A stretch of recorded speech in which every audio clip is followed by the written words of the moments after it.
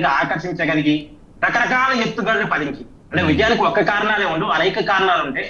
అన్ని కారణాలు పదించేది బీజేపీ ఇవాళ గెలిచిందని చెప్పుకోవాలి. డెఫినెట్ గా కార్తీక్ గారు, అంటే ఎస్ ఒక మహిళా ముఖ్యమంత్రి అయ్యి వేదికగా మనం ముందే చెప్పాం. ఎస్ కరెక్ట్ అండి. చెప్పండి. అంటే ఒక మహిళా ముఖ్యమంత్రి అయ్యండి మహిళా బిల్లును అడ్డుకున్నారు. ఈ విషయాలు కూడా బీజేపీ బలంగా తీసుకెళ్లే ప్రయత్నం చేస్తుంది, తీసుకెళ్ళింది కూడా. ఇప్పుడు అవి కూడా మైనస్ అయ్యాయనుకోవాలి. మహిళా బిల్లు అనేది పెద్ద అడ్వాంటేజ్ డిసడ్వాంటేజ్ అని నేను అనుకోనండి.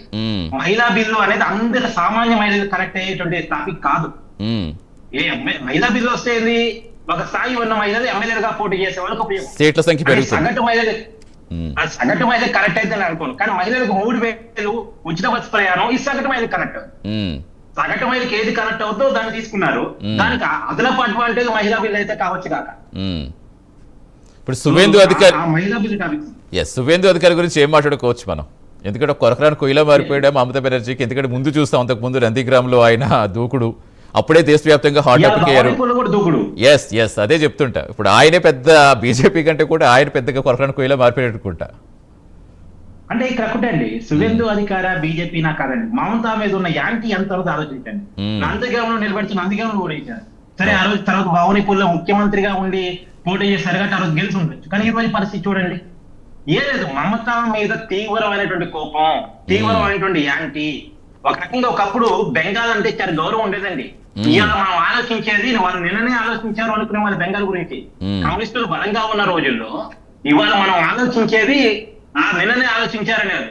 అక్కడి నుంచి తృణమూల్ కాంగ్రెస్ రౌడీజాన్ని స్టార్ట్ చేసింది.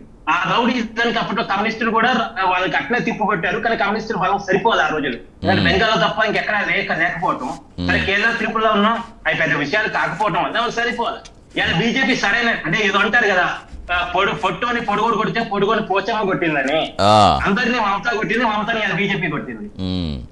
ఎస్ డెఫినెట్ గా. ఎందుకంటే ఇప్పుడు టఫ్ ఫైట్ ఉంటుందేమో అనుకున్నాం, స్టార్టింగ్ అలాగే కనిపించింది చాలా వరకు. బట్ తర్వాత half of the states difference వచ్చినాయి. అంటే టఫ్ ఫైట్ అనుకోవటానికి కూడా కారణాలు ఏంటండి, అదే బీజేపీ కోటేసిన వాళ్ళు బీజేపీ కోటేసామని చెప్పలేని పరిస్థితి. మనం మామూలుగా ఎలా అనుకుంటాం, ఓటేసి వచ్చిన ఓటర్ని వాడి నాటి కనుక్కుంటాం. నువ్వు ఎవరు కోటేసావు అనేది డైరెక్ట్ గాను ఇండైరెక్ట్ గాను కనుక్కొని దాన్ని బట్టి ఎగ్జిట్ పోల్స్ ఇస్తా ఉంటాం.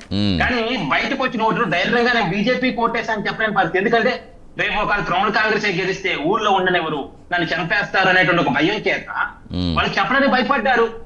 ఆ చెప్పడానికి ఉన్న భయంలో నుంచే బీజేపీ గెలుస్తుంది అని ఒక నమ్మకం కనపడ్డప్పటికీ కూడా ఈ మేరకు గెలుస్తుందని చెప్పడానికి కొంత ఇబ్బంది అయింది.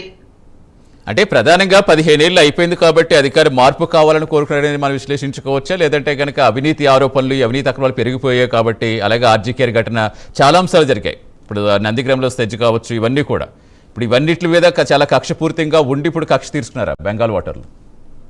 అంటే ఏదో 15 ఏళ్ళు అయింది కాబట్టి యాంటీ ఇన్కమెన్సీ రావడం కాదండి. 2021లో కూడా మీకు యాంటీ ఇన్కమెన్సీ కనిపించింది కదా. ఆ రోజున బీజేపీ ఇంకా పెద్ద ఆప్షన్ కనపడలే. ఆ రోజుకి బీజేపీ బలం సరిపోవాలని నిజానికి. 2021 కూడా ఈవెన్ మమతా బెనర్జీ ఎమ్మెల్యే ఓడిపోయారంటే తను అంటే అర్థం చేసుకోవాలి. నందిగ్రామంలో ఎమ్మెల్యే ఓడిపోయారు ఆవిడ. అవును, నిజంగా బిగ్ లీడర్ అయి ఉంటే ఎమ్మెల్యే ఓడిపోతారా? ఎస్, ఓడిపోయారంటేనే మమతా మీద తీవ్రమైన కోపం ఉందని అర్థం చేసుకోవాలి. కాకపోతే 200 సీట్లు వచ్చాయి కదా మీరు అనొచ్చు. ఆ 200 సీట్లలో కూడా 40 సీట్లు 10,000 రూపాయల మెజార్టీతో వచ్చింది. ఒక 20 సీట్లు 5,000 సీట్లు, అదే 5,000 ఓట్ల మెజార్టీతో వచ్చింది.